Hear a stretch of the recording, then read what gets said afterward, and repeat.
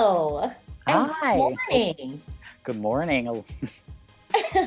So we have to tell people like we have never met in real life. No, I know. We need to one of these days. Yeah, I'm like we're like virtual friends and I feel like so much of this stuff is like I'll like be talking to someone online and then when you go to Eurovision it's like, "Oh my gosh, I feel like I know you," but like you really don't know each other like Yeah, outside Twitter and like exactly. Instagram and whatnot. Yeah, but we actually live very like close, Oh, kind do of. we? I think so. I think so. Are you in DC? I am in DC. Okay, yeah. So that's like a day trip because I'm in Pittsburgh. So it's just Okay, like okay, yeah. down a little bit. Okay, that's So not bad. yeah. Okay, so you probably answered this like a ton of times already, but like we're just gonna do a quick run through so then people know who you are and Yeah, everything. Of course, we're gonna plug the channel. It's down here below. Everybody of get course. in, follow, subscribe, like all of that stuff. But like, what was your first Eurovision where you were like, okay, I'm like in this thing. Like I'm not just like gonna be passive about it, like where I know about it, but like, oh, I think I'm in it. Yeah, so the first year that I ever started watching Eurovision was actually in 2016, hence the Jamala background. And honestly, like I had no idea about it. I had never heard of it, anything. And then I just stumbled upon the YouTube channel and was listening to some of the songs. And then it was like an immediate, when I heard Jamala's song, it was like over. Immediately I was grabbed in. I had never like cried, felt goosebumps from a song like I did when I heard that song. Oh And yeah. so from that point on, I just like dove right into it. And by the time the actual live show of 2016 came around, I was just like a crazy super fan already. And so from there on, it was like I made YouTube videos about it just once every year, but it went in from there completely. That's awesome. I mean, I think for me, 2016 was like sort of a bittersweet year because I would say it was like the first year that I went to Eurovision in person and I Mm, had like accreditation. And so, like, walking around, and I love Stockholm. Like, Stockholm, I always say is like my second, my second home mm. and definitely like my European home base, I would say. But it was a little bit like bittersweet, I would say. Oh my goodness. And that's someone like knocking on the door. Let me finish this up. But it was a little bit bittersweet because it was like the first year that like then I couldn't relive Eurovision Yeah, on that's YouTube. true. So That's it was true. like the rude awakening when I got back home and I'm like, oh my gosh, I want to like show my family like what I did and like everything. And like all I had was just like my memories and like my sad video footage inside. Listen, I remember watching those videos back in the day because I got into it. You were one of my favorite people to watch. So I remember. I remember all of it. I mean, I'm just like I got back and I was like, "Wait, seriously? I can't watch this anymore? Like, are y'all joking?" I Yeah, know, and I know, yes, VPNs, because everyone's gonna hop down in the comments and be like, "Get yourself a VPN." Like, I know that they exist, but I will say the not the same VPN, thing. it's not. It really isn't the same thing of just being able to access it. And of course, as us being like American Eurovision fans, I think like I mean, for me, I got into it more so because I was into it, I guess, before YouTube was like a thing. So I was still like trying to scrape through like people's websites and like Yeah. find like video clips. But once YouTube like was a thing and I was like into it, I was like, oh, I can like relive and I can watch all the old contests like that. But like now, like I can't really do that. Yeah. It really sucks. It really When sucks. did you start watching? Oh, I started watching. So I knew about it 2006. Because if you know, like Maria Menounos was hosting and like Lordy winning was like kind of like this huge thing. Like it was like, I mean, I'm a bit older than you. But the first contest that I watched live was 2010. Okay. So that was the first one that I watched and I was able to like actually watch it live via a stream, but a stream that I could like pick up and it wasn't like super janky, even Okay. though it was not HD quality. It was not Yeah. HD quality. So it was very like early days of the well, and crazy enough, like really not even early days of the internet, but early days of streaming. Hmm. That's for sure. Yeah, because it's crazy because now everything's everywhere. You can find anything, but I can't imagine. Yeah. Dark days, dark days.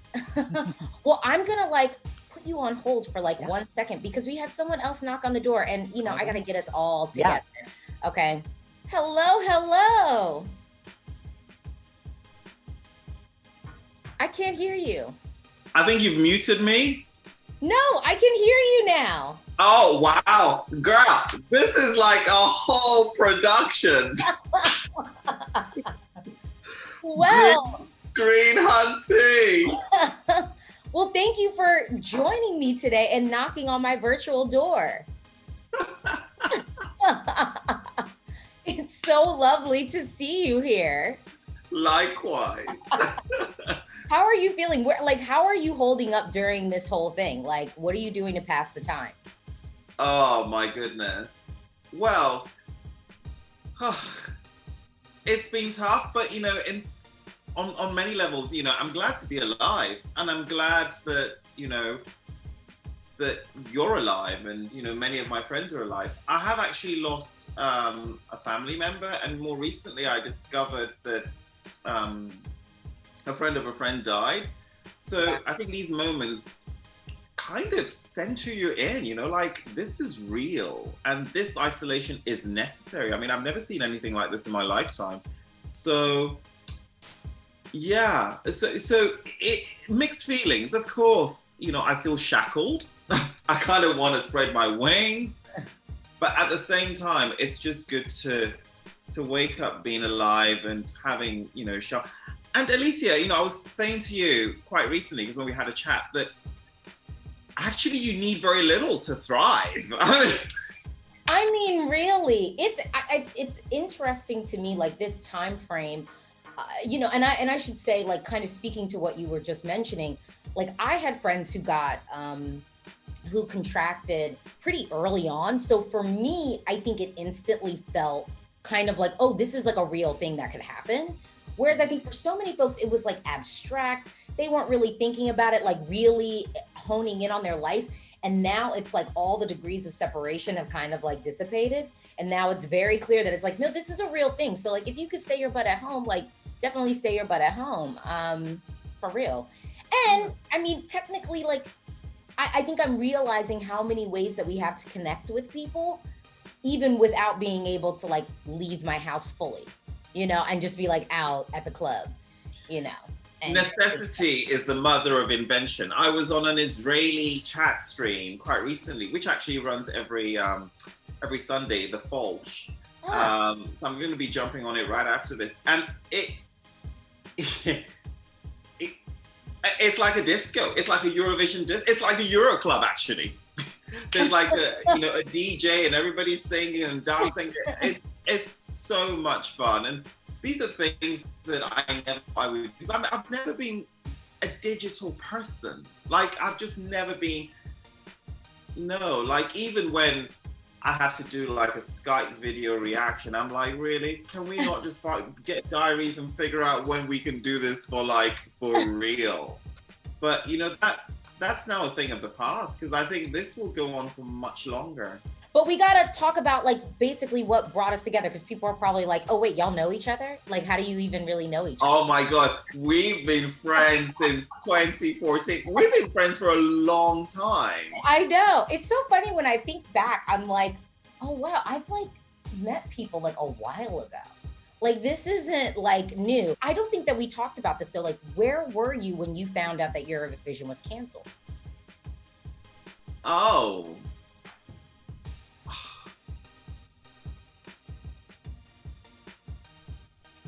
I have no idea. It's not something that was conscious, because we had talked about it as a possibility, and then it ended up happening. Right. And in terms of like the editorial stuff and sort of reactions, they may, I mean, like, you work in a similar field, like you prepare stuff ahead of it actually happening, and then when it happens, you press publish. So I think it was, I don't actually remember for certain what I was doing or where I was at. But I remember, I think my friend Christian called me from Copenhagen, and he said, oh, it was canceled. But actually, when he told me, it was like still 2 days before it officially became canceled. Right, So, because I think it was, a lot of people were kind of talking about, and I think I was like, I was tempering myself and kind of like nothing is official yet until I see like a little EBU post, like I'm not buying into any of this. Like I'm going to wait until it's official.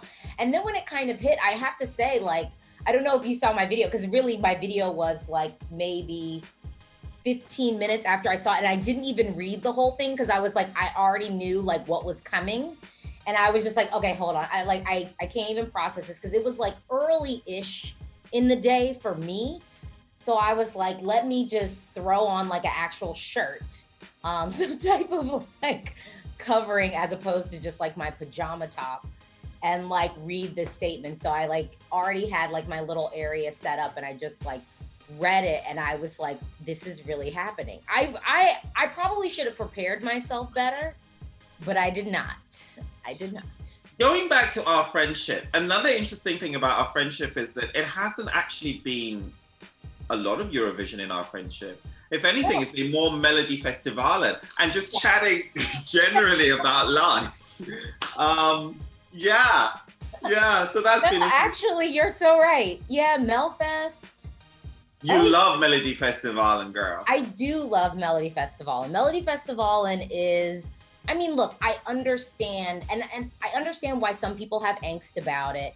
But I also, I kind of am like, you have to give it up to the Swedes. I mean, they really do pull out all the stops for Melfest. And it's fun. I'm so glad that I went this year because, I mean, to me, this was like probably our biggest event that we were going to get. So I'm glad that I was. 15 more Eurovision 2020 acts than anybody else. Right. So I'm like, that was just what I'm going to have to cherish this year. But you know what? I'm so happy to now make this connection. I'm gonna bring in Maxxy. Like this will be fun, and I'm gonna get to do intros. This is gonna be so cool. Hello. Hi. Oh my goodness. So I've already done, like, I know that y'all don't know each other. So here, I'm just gonna like sit back. I'm gonna be a good friend. Deban, this is Maxxy. Maxxy, Deban. Hey, Deban. Hi. I mean, I of course know of Deban, of course. I've seen quite a number of your videos, actually. Oh my god, really? Yeah, I've seen quite a number of your videos. The one that comes most to mind is your Albanian Festival of Kungest reaction. I just remember, like, okay, so I'm not the only one butchering the names here. Oh my god, I'm the worst when it comes to anything that's like not English. I'm such a typical American with that. It's like horrible. But like Albanian especially, I give up. And then the longer I get, there's like so many songs, by the time I reach the end, I'm just like, ugh. Done. But you know, Maxxy, you do like full long, like I really feel like you are a reactor. Is that fair to say you are a reactor? I mean, maybe, I guess so. I mean, yeah, I mean, I try to like, when I'm doing it, I want to watch the whole thing all the way through, like watch everything as much as possible and like keep as much in. Like those long ass videos, it's too much. It's too much. But yeah, I like try to do everything as much as I can. I'm like, so one of the questions I was going to ask, so like Maxxy and I were talking before, Deban, and Maxxy's first Eurovision year was 2016. And Okay. I'm going to bring in a link because for me, when I think about holistic production and show, for me, I do feel like I give the edge to 2016. And I always am like, am I being like a little bit biased? Like, I don't want to be a little bit biased, but I do feel like holistically the run of show. And I think as many times as I was like having to watch like all the rehearsals and whatnot, I do still feel like it never dragged for me.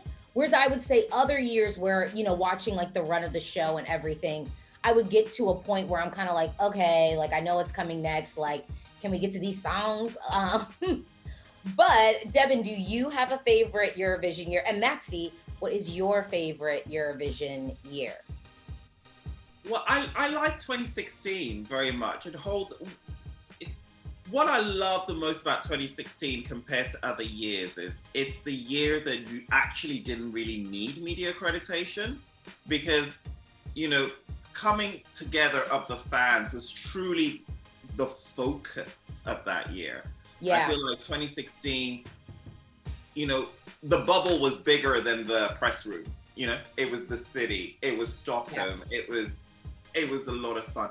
But no, my favorite year is actually 2012. I knew you were gonna say it. I knew you were gonna say it. Salambaku. Ah, my God, that was for me the true climax in Eurovision.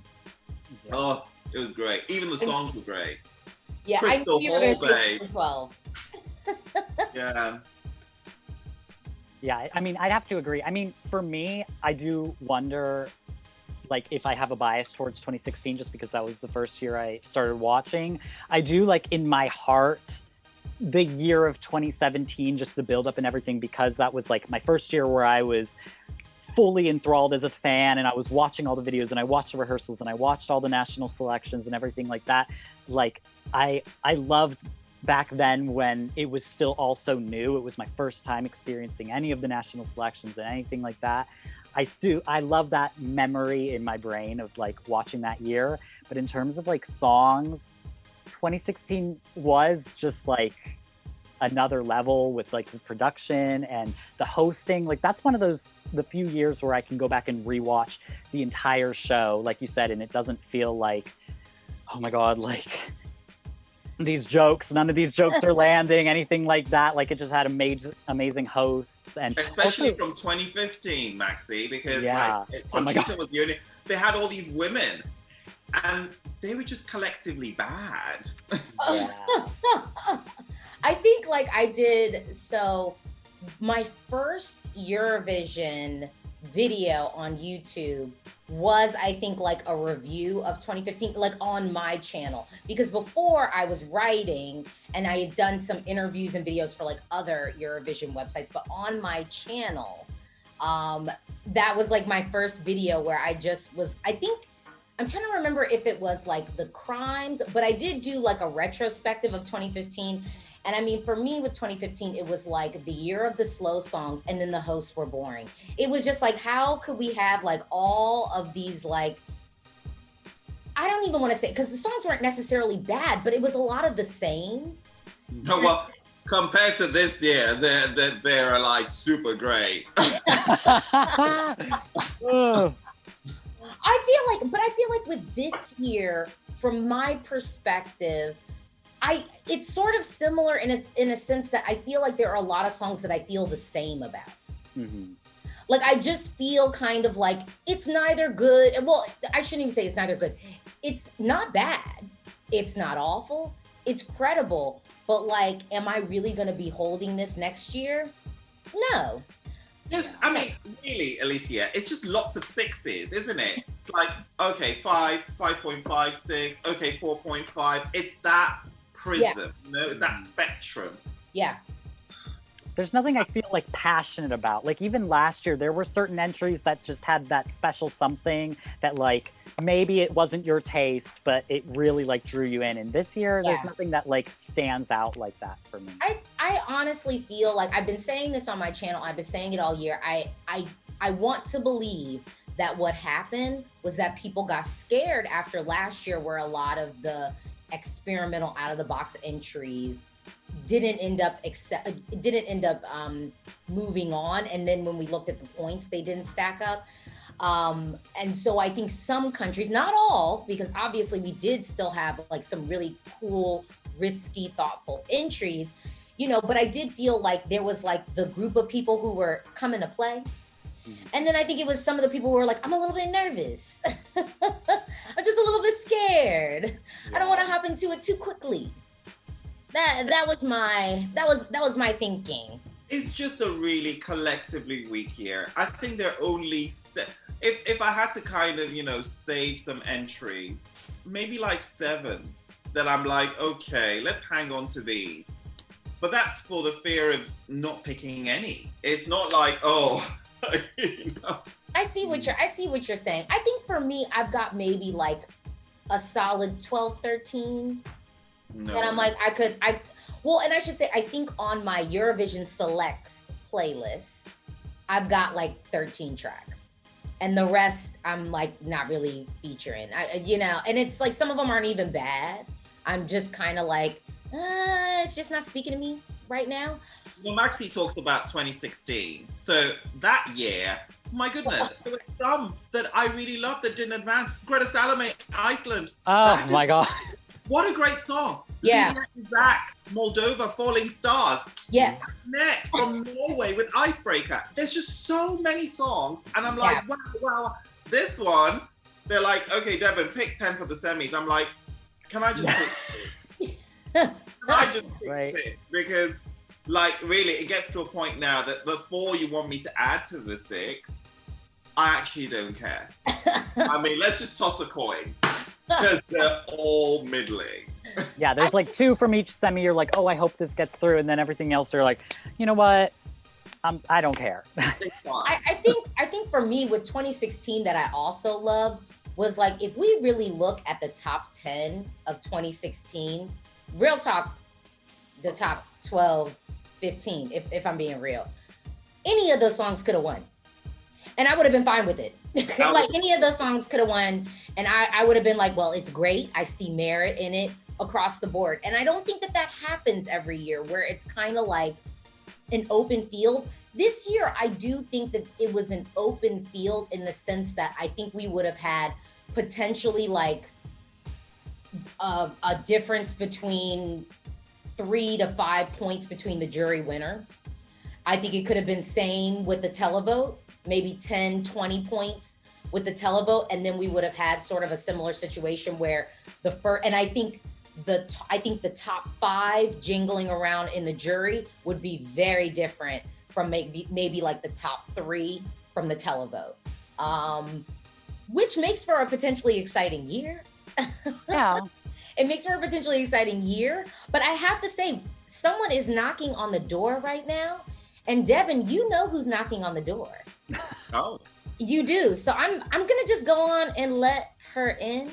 Oh, Ladies understand general.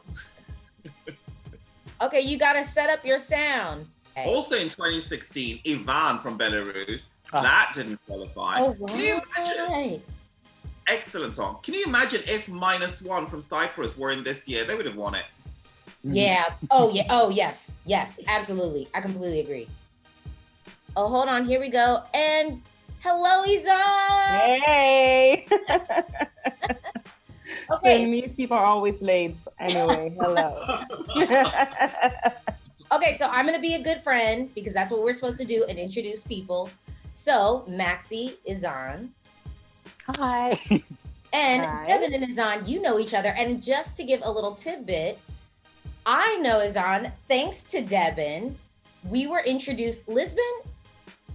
Yeah. No, it was before then. No, Lisbon. it was Lisbon. Wasn't it in Stockholm? Nope. No, we didn't know each other. Lisbon. Oh my God. Yeah, we didn't know each other at all. Right. Connections, building connections here. Building those bridges, girl. And I have to say, like, that's one thing that I'm bummed about, because I think for me, Eurovision, I love the songs, I love the participants. It's definitely like the hobby that I hold very close and near and dear to my heart. But I also feel like it's my opportunity to have like my family reunion. It's like my family reunion every year. Like you show up to like the press center and it's just like, oh, hey, like, how have you been? What's going on? Like, I haven't seen you in a year. Yeah. And it really is great. And so that's one thing that Eurovision is supposed to be about, is bringing people together. And, you know, it's nice to know that even in this age, we can still come together via Zoom. Yay. And you know, another thing that I realized about Eurovision, and I realized this because Isanne created this video for me when I saw her last October in Amsterdam. We're hanging out. And I was like, oh my God, you were in Malta. We were together in Sofia. Right. Tbilisi, Georgia. We were together. It's like, goodness, her and I, we've been like 9 places together at least. It's like, you just don't even realize it. It's like this continuum. But, you know, in different places, taken in different experiences. And she's a very good record keeper. So, like, she unearthed a lot of stuff. You know, I always know it because I always change my hair, you know. It's always, so when, that's how I remember, oh, no, that was 2016, that was 2017. Because I had the weave and then I had the braids, you know. That's how I remember. We're keeping it together. But so I have to say, so we talked a little bit about Lisbon. Right. And I want to kind of talk a little bit about Lisbon because, you know, it's so interesting that Salvador Sobral somehow has this very controversial reputation in the Eurovision community. And I think for me, maybe I'm just, I don't know what it is. And maybe this is like my third party, non-involved, like American attitude of just like, look, he won. So like, why are we even still discussing this? But in the same breath, I will talk about Eurovision 2015 because Il Volo should have won. They were robbed. That's your opinion. That's your opinion. You're entitled to it. That was, I mean, honestly, Il Volo, that was really what I thought. But no, I digress. But yeah, but it is interesting that Salvador Sobral has like this controversial like reputation. Are there any other winners? And maybe Jamala does too. Yeah, I would definitely say Jamala.